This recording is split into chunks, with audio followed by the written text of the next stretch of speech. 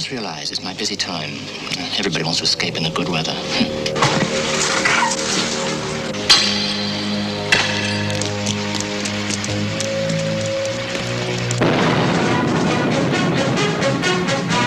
In 1942, the Nazis thought they were sitting on top of the world, never suspecting that they could be toppled in one conflict, the most unusual battle of the war. It has been decided that a German national team will play a combined team from the prisoners of war of the occupied territories. That's crazy.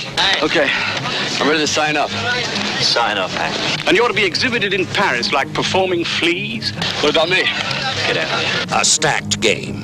The Third Reich's finest against a ragged bunch of prisoners of war.